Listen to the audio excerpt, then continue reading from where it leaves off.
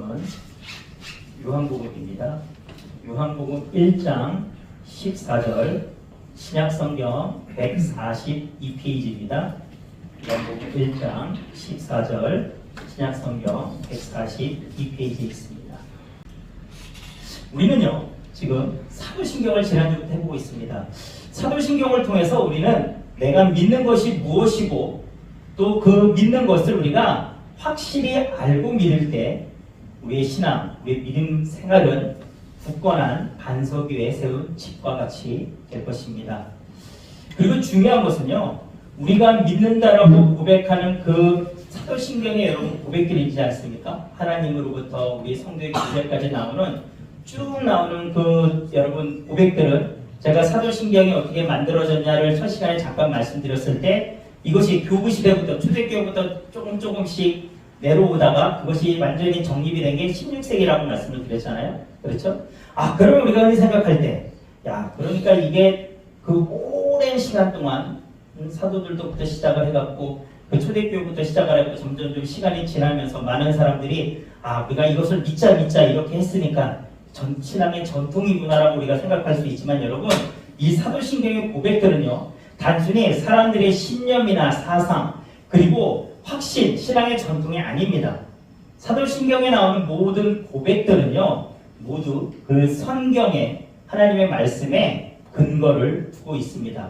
즉 하나님이 보여주신 계시를 우리는 믿는 것입니다. 여러분, 계시라는 게 뭐냐면요, 이게 계시라는 단어를 그 사전에 찾아보면 사람의 지혜로는 알 수 없는 진리를 신이 깨우쳐 알게 해준다라는 것이 계시거든요. 사람으로는 알 수 없는 것, 사람의 지혜로는 알 수 없는 것을 초월자 신이 알려주는 것, 깨닫게 하시는 게 계시라는 거예요. 즉 그렇다면 우리 기독교에서 말하는 하나님의 계시는 뭐냐면 하나님이 하시는 일, 하나님의 일을 여러분 우리의 지식과 경험으로는 알 수가 없어요. 그 수준 자체가 틀리기 때문이죠. 그렇죠? 그런데 하나님이 우리에게 특별히 하나님의 계획 혹은 하나님의 일, 하나님의 마음을 우리에게 보여주시는 거예요. 그것을 계시라고 합니다. 어떤 특정한 부분, 특정한 이유로 인하여서 그것을 우리에게 보여주시는 것, 어떤 목적을 위해서 알려주시는 것, 여러분 그것이 계시입니다. 그래서 우리가 사도신경을 통해서 우리가 고백하는 그 믿음의 고백들은요, 우리 인간들의 사상이나 논리, 상식을 뛰어넘는 고백인 것이 당연하다는 것입니다. 우리가 신앙생활을 오래 하다 보면 사도신경이나 주기도문은 정말 너무나도 많이 외우고 암송했을 것입니다.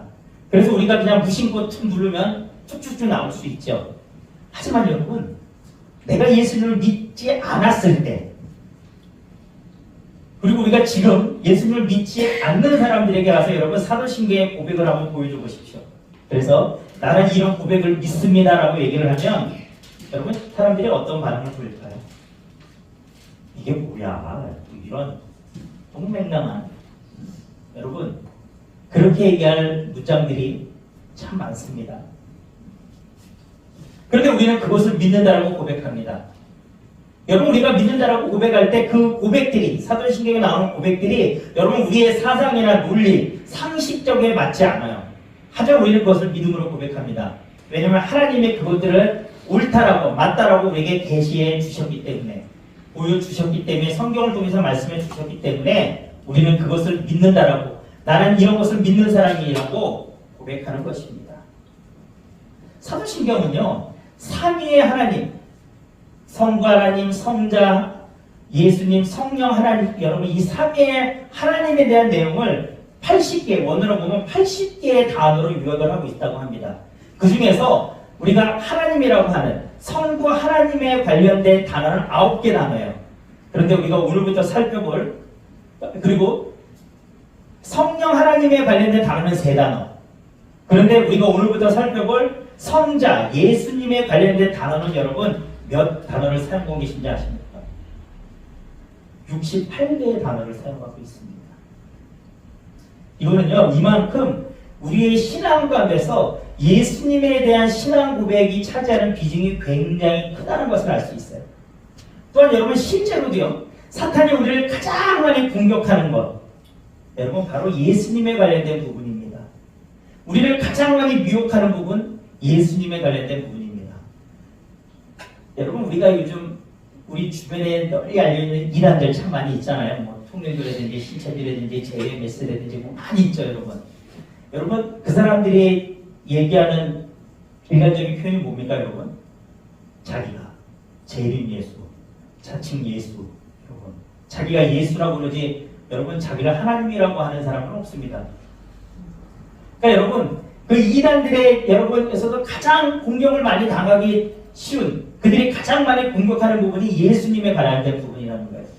그래서 사도신경은 우리에게 예수님이 어떠한 분이신지 우리가 정확히 알지 못하면 여러분 우리가 흔들릴 수밖에 없다는 것입니다. 그래서 그것을 우리가 가장 많이 강조하고 있는 것입니다. 그러면 우리는 예수님에 대해서 어떠한 믿음을 어떻게 믿는다라고 고백을 해야 될까요?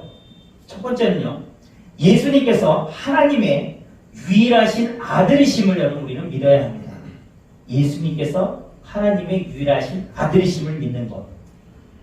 오늘 본문이었죠. 말씀이 육신이 되어 우리 가운데 거하심에 우리가 그의 영광을 보니 아버지의 독생자의 영광이요 은혜와 진리가 충만하더라. 예수님은 말씀이 육신이 되어 우리 가운데 거하시는 분이 예수님이십니다. 우리 인간은 원래 하나님 앞에 나아가도록 창조된 여러분 피조물입니다. 그래서 에덴 동산에서 아담과 하와가 살 때 그들과 하나님 사이에는 막힌다니 있었습니까? 없었습니까? 아무것도 없었어요. 그들은 하나님 앞에 나아가고 싶으면 얼마든지 나아갈 수 있었습니다. 하나님과의 교제 가운데 막힌 것이 그 어떤 것도 없었습니다. 하지만 우리가 잘 아는 대로 아담과 하와의 범죄로 인하여서 여러분 죄 때문에 우리는 하나님 앞에 나갈 수 없는 존재가 되었습니다. 구원받을 수 없는 존재가 된 것이죠. 그래서 하나님이 우리 인간의 몸을 입고 우리 시간과 공간 속으로 오셨다는 거예요. 그게 누구라는 거예요? 예수님이라는 것입니다. 그래서 요한복음 1장 18절에는요 이렇게 얘기합니다. 본래 하나님을 본 사람이 없으되 아버지 품속에 있는 독생하신 하나님이 나타내셨느니라. 이 말은 뭐라는 거예요? 예수님께서 하나님과 동일한 하나님이심을 여러분 우리에게 설명하고 있는 것입니다. 말씀이 육신에 우리 가운데 거하심에 여러분 말씀으로 오신 예수님, 말씀이었던 예수님께서 여러분 인간의 몸을 갖고 이 땅에 오셨다는 거예요.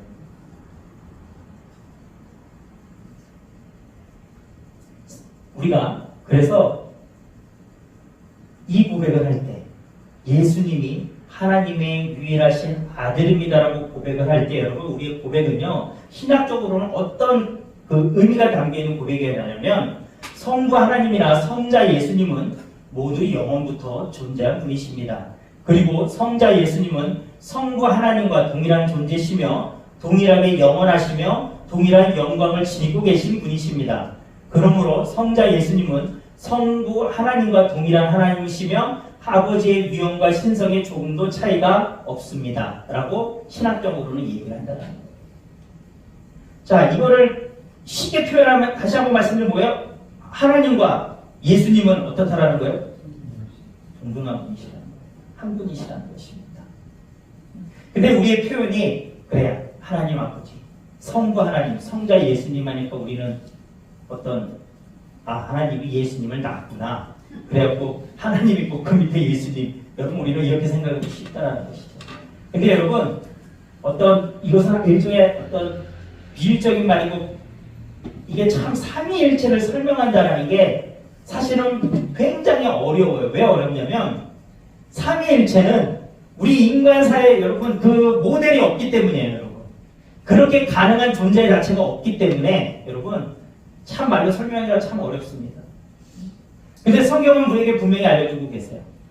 하나님은 한 분이시지만 세 개의 위격을 가지신 분, 세 개의 인격을 가지신 분이라고 우리에게 분명히 말씀해주고 있습니다. 그래서 요한일서 5장 20절에는요 분명히 우리가 알려줍니다. 우리 같이 한번 읽어볼까요? 또 아는 것은 하나님의 아들이 이르러 우리에게 지각을 주사 우리로 참된 자를 알게 하신 것과 또한 우리가 참된 자 곧 그의 아들 예수 그리스도의 안에 있는 것이니 그는 참 하나님이시요 영생이시라. 예수님이 그러니까 참 하나님이시라는 거예요. 제가 나중에 이제 그 성령 하나님까지 한 다음에는 어떤 삼위일체에 대해서도 제가 설명을 드릴 텐데요. 여러분 이 사도신경의 고백은요 삼위일체의 하나님을 우리에게 분명히 알려주고 있습니다. 자, 그렇다면 오늘 본문은요, 또 예수님을 우리에게 뭐라고 설명합니까? 하나님의 독생자라고 이야기합니다. 그래서 독생자란 말은 여러분, 유일하신 독생자라는 말을 표현했죠. 그렇다면 왜 성경은 예수님을 하나님의 유일하신 아들, 독생자라고 여러분 표현했을까요? 여러분 굳이 그렇게 표현 안 했는데 왜 표현했을까요? 제가 아까 서두에 말씀드렸던 게 있습니다. 뭐냐면 그 당시도 그렇고 지금도 그렇고 앞으로도 그렇고 우리를 미혹하는 영들이 너무 많기 때문입니다. 자칭 예수, 또 예수 그리스도의 신성을 부인하는 자들, 그냥 인간인 예수라고 얘기하는 분, 선지자라고 얘기하는 사람들. 그래서 마태복음 24장 23절에서 24절에 보면요, 예수님이 그 마지막 날에 일어날 일들을 설명하시면서 분명히 이렇게 말씀하세요. 그때 사람이 너희에게 말하되 보라 그리스도가 여기 있다 혹은 저기 있다 하여도 믿지 말라. 거짓 그리스도들과 거짓 선지자들이 일어나 큰 표적과 기사를 보여 할 수만 있으면 택하신 자들도 미혹하리라. 여러분 자칭 예수 참 많다고 그랬죠. 근데 여러분 왜 사람들이 그들에게 미혹됩니까? 여러분 오늘 성경은 분명히 얘기해요. 그들이 여러분 큰 표적과 기사를 행한다는 거예요. 그들을 통해서 여러분 초자연적인 일들이, 우리가 얘기하는 기적이라는 일들이 나타난다는 것입니다. 그래서 사람들이 미혹된다는 거예요. 근데 그 미혹의 정도가 어떠냐면 택함을 입은 자, 예수 그리스도를 하나님의 아들이시고 참 하나님의 아들이라고 믿는 우리도 여러분 미혹당할 수 있을 정도의 그들이 나타난다는 것입니다. 여러분 실제로요, 신천지에 여러분 넘어가는 사람 중에 여러분 목사들도 너무 많습니다. 여러분 기존교회 성도들 너무 많습니다. 종교가 없던 사람들이, 다른 종교 사람들이 신천지 가는 거 아니에요. 그 사람들도 많지만 여러분 기독교인들, 목사들도 참 많이 나옵니다. 그만큼 여러분 미혹의 시대라는 것입니다. 그래서 분명히 하지만 성경 알려줍니다. 누가 내가 예수라고 뭐라는 거예요? 너 아니잖아. 한 분. 예수. 우리를 위해 십자가에서 지고 부활하신 그 예수님. 하늘로 올라가셨고 올라가신 그대로 반드시 다시 오겠다고 말씀하신 그 예수님 외에는 여러분 하나님의 독생자는 없습니다. 오직 예수 그리스도 한 분만 하나님이 인정하신 하나님의 아들이십니다. 여러분 그것을 성경은 우리에게 분명히 알려줍니다. 그래서 독생자라는 표현을 쓰는 것입니다. 그렇다면 우리가 또한 예수 그리스도에서 어떤 믿음을 고백을 해야 됩니까? 두 번째는요, 예수님께서 그리스도가 되심을 믿어야 합니다. 예수님이 그리스도가 되었다는 것. 요한복음 2장 31절은 우리가 이렇게 얘기합니다. 오직 이것을 기록하면 너희로 예수께서 하나님의 아들 그리스도이심을 믿게 하려 하며 또 너희로 믿고 그 이름을 힘입어 생명을 얻게 하려 함이니라. 여러분 예수님이 누구십니까? 여러분 예수님에 대해서 어떻게 알고 계십니까? 자, 어떤 그런 우리가 영적인 하나님의 아들 그런 거 말고 예수님이 아는, 여러분들이 아는 예수님은 어떤 분이십니까? 목수.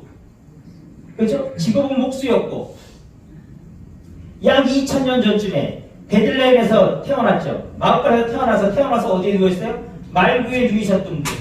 하지만 성장은 어린 시절에 어디서 자라났어요? 나사렛. 그래서 우리가 당시 사람들이 예수님을 나사렛 예수라고 불렀잖아요. 나사렛 예수. 여러분 그 당시 예수라는 이름은요, 옛날 우리나라로 따지면 철수, 영희 뭐 이런 거였어요. 미국식으로 얘기하면 존 뭐 이런 이름입니다. 굉장히 흔한 이름이었다는 거예요. 그래서 여러분 구별을 할 때 예수인데 쟤를 구별할 때 어떻게 구별을 해? 아, 쟤 나사렛에서 나고 자랐지, 나사렛에서 살고 있지, 그러니까 나사렛 예수 이렇게 얘기하는 것이거든요. 이 땅에서 3년 반의 공생애를 하시면서 천국 복음을 전하셨고 많은 병자들을 고치셨고 당시 자기의 유익을 위해 하나님의 이름을 팔았던 종교 지도자를 비난하셨고 책망하셨던 것. 그리고 과거와 현재와 미래의 모든 인류의 모든 죄를 위해서 십자가에서 죽으시고 3일 만에 부활하십니다. 하늘로 올라가셨고 다시 분명히 내려온다고 말씀하십니다. 그게 우리가 아는 예수님입니다. 그게 이 역사에 있는 역사적인 관점에서 본 예수님이시죠. 그렇다면 여러분, 그리스도라는 것은, 우리가 예수 그리스도라고 할 때 그리스도라는 것은 어떤 의미입니까? 신약 성경에서 우리가 예수님을 그리스도라고 할 때요, 이 말은 히브리어로 하게 되면 메시아입니다. 메시아. 그래서 이 메시아의 뜻은 뭐냐면요, 기름 부음을 받은 자예요. 기름 부음을 받은 자. 구약 시대 때요, 기름 부음을 받는 사람은 딱 세 종류의 사람이었습니다. 제사장, 선지자, 왕이었습니다. 그 사람들은요, 하나님이 임명하시는 사람들이세요. 하나님이 인정하시고 하나님이 임명한 사람들에게 그 기름이 부어졌습니다. 여러분, 예수님이 이 땅에 오셨을 때요, 제사장의 역할, 왕의 역할, 그리고 선지자의 역할, 그 모든 것들을 다 감당하신 분이셨습니다. 그래서 신약에 와서는요, 어떤 메시아, 그리스도라는 의미가요, 종말의 구원자 또는 구원의 성취자라는 의미로 여러분 사용됐다고 합니다. 따라서 우리가 예수님을요, 그리스도라고 믿습니다라고 고백을 할 때는 이 말의 의미는 어떤 거냐면, 예수님만이 우리를 구원하실 유일하신 분이라고 우리가 인정을 하는 거예요. 예수 그리스도라고 할 때는. 여러분, 제가 어렸을 때는요, 예수 그리스도를 어떤 줄 알았냐면요, 예수가 이름이고 그리스도가 성인 줄 알았어요. 옛날에 미국식으로. 예수 그리스도. 지금 표정을 보면 나도 옛날에 그래서 하시는 분도 있을 것 같은데 그런 줄 알았어요. 근데 뭐냐면 여러분, 예수 그리스도라는 말은요, 예수 메시아라는 것입니다. 예수님이 메시아라는 의미입니다. 이러한 고백은요, 우리가 예수님이 나를 구원하실 유일한 분이시라고 믿는다고 그것을 고백하는 것은요, 결국 돈이나 명예나 권력이나 그 어떤 것도 우리를 구원할 수 없다라는 것입니다.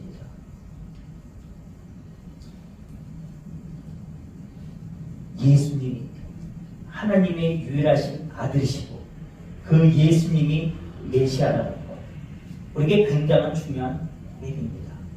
그런데 여러분, 이 앞에 우리에게 가장 중요한 고백이 하나가 더 있습니다. 뭐냐면, 그런 예수님이 저와 여러분의 주가 되신다는 것입니다.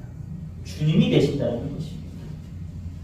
우리 말이에요, 구슬이 서말이라도 꿰어야 보배라는 말이 있습니다. 내가 예수님이 어떠한 분이신지, 어떠한 삶을 사셨는지, 또 그분이 메시아로 오셨구나라고 알아도 내가 그분을 내 주님이라고 여러분 믿지 않으면 그분은 나와 아무 상관없어요. 이 세상에 예수라는 이름을 모르는 사람이 있을까요? 인지 능력이 있는 사람은 다 알지 않습니까? 성탄절이 뭐하는 날인지, 크리스마스가 뭐하는지 다 알아요. 그리고 그분이 이 땅에 와서 십자가에서 못 박혀 죽으셨다라는 거 여러분 모르는 사람이 있을까요? 예수님을 아는 사람은 여러분 그 사실도 다 압니다. 네? 요즘 유튜브를 보면요, 성경에 대해서 이렇게 강의를 하는 넌 크리스찬들이 많은지 모르겠어요. 제가 막 자기를 찾다가 이렇게 딱 봤는데, 강의를 막 들었어요. 말 잘하네. 일린다. 근데 한참 듣다 보니까 여러분 이상한 교더라고요. 홍익인간교 그런 거더라고요. 그런데 여러분, 그 사람이 자기네 거를 설명하기 위해서 여러 종류의 이것들을 다 막 가져다가 막 분석을 하고 해석을 하고 강의를 하더라고요. 너무 잘하더라고요.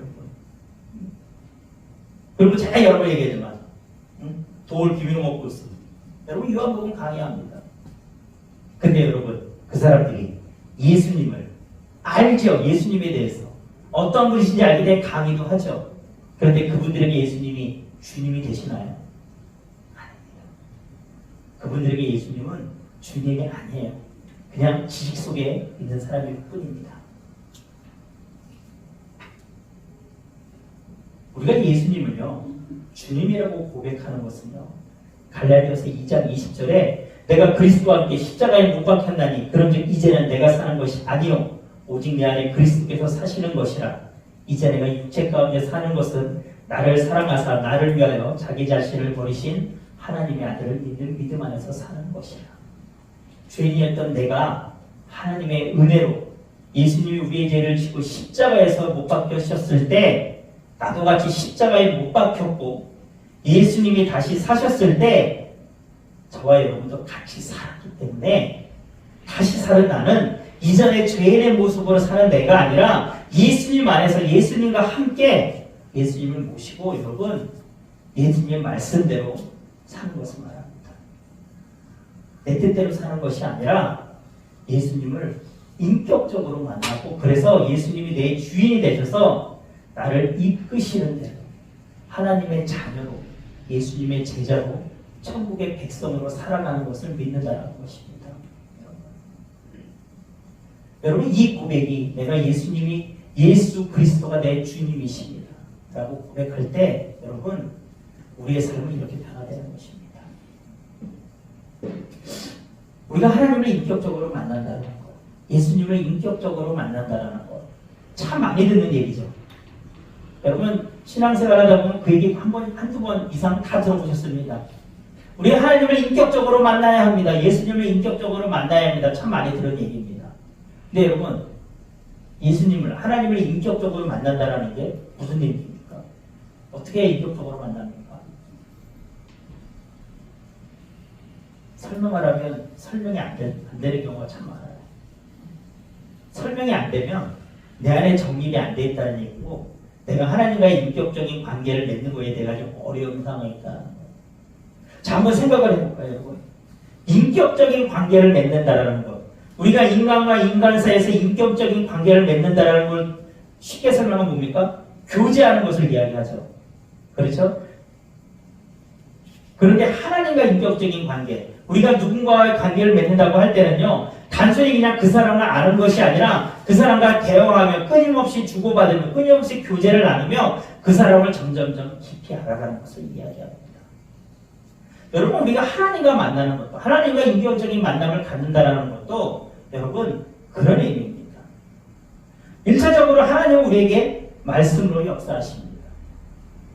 자, 예를 들어볼게요. 우리가 하나님과의 인격적인 만남은 여러 가지 방법이 있지만 제가 한 가지만 예를 들어볼게요. 우리가 하나님을 말씀하실 때 우리가 말씀으로 오신 하나님 예수님을 갖고 말씀드려본다면 우리는 성경을 읽습니다. 그냥 우리가 보통 성경을 읽을 때 우리가 일반 소설책을 쭉쭉쭉쭉 읽어내려가요. 그렇죠? 그러니까 어느 날 갑자기 어느 한 구절이 내 마음에 와서 확 박힙니다. 그 마음이 내 마음을 찌릅니다. 그 마음이 내 마음을 감동시킵니다. 나도 모르게 눈물이 흐릅니다. 나도 모르게 하나님 나는 죄인입니다 라고 고백하기도 하고 하나님 감사합니다 라고 고백하기도 합니다. 그 말씀 한 구절이 다른 날에는 그냥 무심코 읽어들었던 그 말씀 한 구절이 어느 날 갑자기 나를 감동시키고 움직입니다. 여러분 그 순간 우리는 하나님과 인격적으로 만난 것입니다.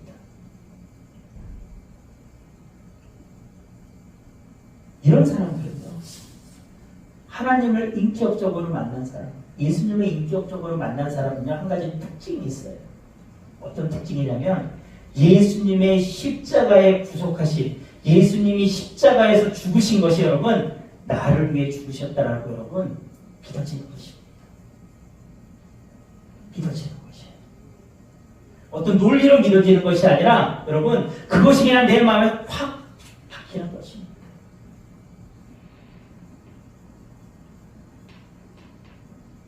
그런 인격적인 만남은 여러분 우리의 삶을 바꿉니다. 내 뜻대로 사는 것이 여러분 두려워집니다. 이 하나님을 찾게 되고 예수님과 함께하는 것이 나에게 큰 즐거움이 됩니다. 그래서 제가 예수님과 인격적인 만남을 가지셔야 됩니다. 하나님과 인격적으로 만나야 됩니다라고 얘기를 합니다. 여러분 신약성경에도 보면요 예수님을 따르는 제자들도 있었고 무리도 있었어요. 많은 사람들이 예수님을 따랐지만 분명히 예수님은 구별하십니까? 제자들과 무리는 구별하셨다는 거예요. 하나님과 인격적인 만남을 가진 사람은 여러분 예수님과 제자와 같은 관계라는 거예요. 예수님과 무리와 같은 관계가 아닙니다. 그냥 아는 관계가 아니에요. 깊이 교제하며 깊이 서로의 생각과 마음을 아는 그런 관계가 인격적인 만남입니다. 여러분 하나님은요 지금도 계속 저와 여러분들에게 인격적인 만남의 손을 내밀고 계십니다. 내가 어느 날 성경을 보는데 갑자기 그 순간만 하나님이 나를 찾아오신 게 아니에요. 계속 나를 찾아오고 계십니다. 근데 여러분 내가 그것을 붙잡지 못하는 것입니다. 그래서 하나님과의 인격적인 만남을 위해서 우리 가운데 여러분 훈련이 필요하고요. 그 훈련에 앞서서 자꾸 우리가 하나님을 찾으려고 하는 마음, 하나님을 만나려고 하는 마음이 여러분에게 필요합니다. 여러분 하나님과의 인격적인 만남을 위해서 여러분 기도해 보신 적 있으십니까? 여러분 기도하셔야 돼요. 그것도 여러분들의 중요한 기도 제목 중 하나여야 합니다. 하나님과 인격적인 만남을 가질 때 예수님이 하나님의 유일하신 아들이고 독생자시고 그리고 예수님이 그리스도시고 메시아신 그분이 내 주님이 되는 것이 믿어지는 것입니다. 여러분 우리 그런 삶을 사시기 바랍니다. 그런 믿음을 소유하시기 바랍니다. 그러면 여러분의 삶은 바뀝니다. 여러분의 인생은 하나님이 이끌어 가십니다. 하나님과 인격적인 만남, 예수님에 대한 올바른 신앙 고백이 여러분들을 승리하시기를 축원합니다.